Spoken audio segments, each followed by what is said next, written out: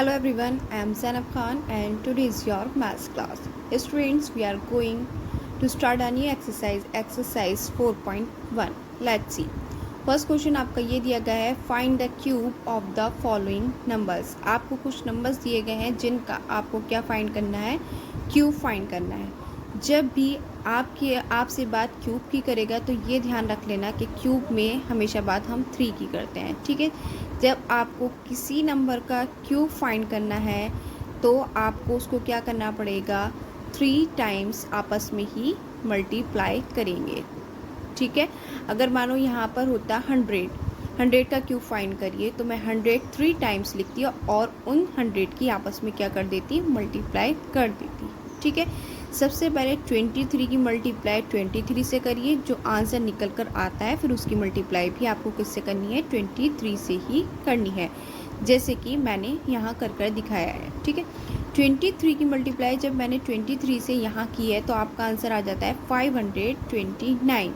ठीक है, उसके बाद मैंने फिर इसकी मल्टीप्लाई 23 से ही की है तो आपका आ जाता है ये, यानी कि 12,167. जब आप 23 का क्यूब फाइंड करेंगे, ठीक है, तो आपका आंसर क्या निकल कर आएगा, 12,167. ऐसे ही आपको इसका फाइंड करना है 0.05. इसका क्यूब आप फाइंड करेंगे, इसको 3 टाइम्स लिखिए और आपस में इसकी मल्टीप्लाई करनी है. अभी डेसिमल को भूल जाइए. 5 5 are 25. उस 25 की मल्टीप्लाई फिर से 5 से करिए, आपका आ जाएगा 125. आपने 125 ऐसे ही लिखा. देखिए यहाँ पर 2 डिजिट के बाद डेसिमल, यहाँ पर 2 के बाद और यहाँ पर 2 के बाद, तो ये कितना हो गया, 2 2 2. 6 प्लेसेस के बाद अब आप डेसिमल यहाँ लगाएंगे तो 1 2 3. आगे कुछ नहीं था तो आपने 3 0 खुद लिख दिए और यहाँ पर डेसिमल लगा दिया है. ठीक है, इतनी बात आई आपकी समझ में. इसके बाद हम चलते हैं नेक्स्ट क्वेश्चन पर. देखिए नेक्स्ट क्वेश्चन क्या कह रहा है, which of the following numbers are perfect cube, कि ये परफेक्ट क्यूब हैं या नहीं. तो परफेक्ट क्यूब जानने के लिए सबसे पहले इसका क्या करना पड़ेगा, आपको इसके प्राइम फैक्टर्स फाइंड करने हैं. ठीक है, आपने प्राइम फैक्टर्स आपको फाइंड करने ही आते हैं. देखिए 3 2 ज़ा 6, 1 रिमेन रहा, इसे दे दिया, ये बन गया है 12. 3 4 ज़ा 12, 3 3 ज़ा 9.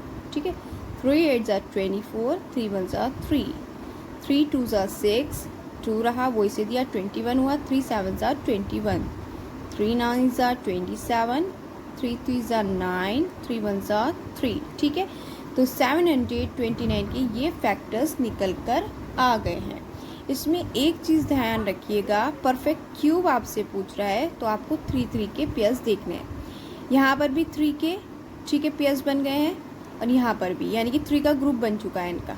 ठीक है, तो जब भी ऐसा होगा यानी कि 3 का पेयर बन जाएगा या 3 का ग्रुप बन जाएगा तो वो आपका कहलाएगा एक परफेक्ट क्यूब. लेकिन अगर मैं आपसे ये कहती हूँ यहाँ पर जैसे 3 टाइम्स आ गया, लेकिन यहाँ पर अगर 2 टाइम्स आ जाता यानी कि उसका ग्रुप नहीं बनता 3 का, फिर तब ये परफेक्ट क्यूब नहीं होता.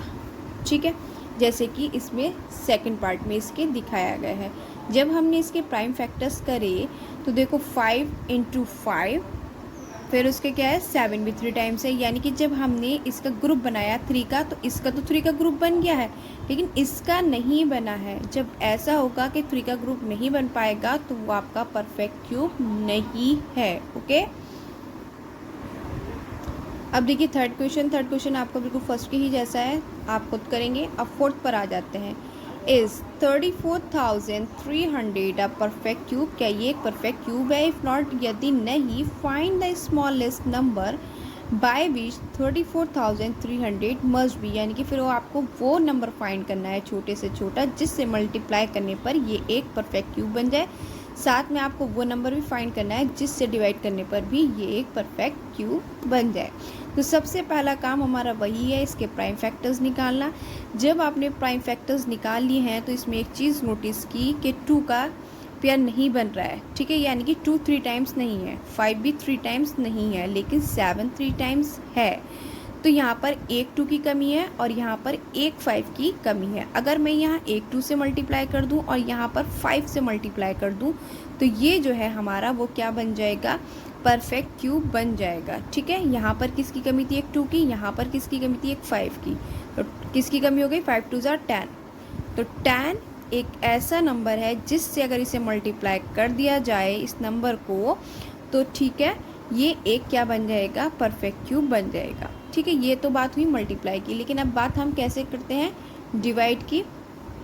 डिवाइड में क्या होगा, देखो इन दोनों के ही तो पेयर नहीं बन रहा है, किस किस के, 2 के और 5 के।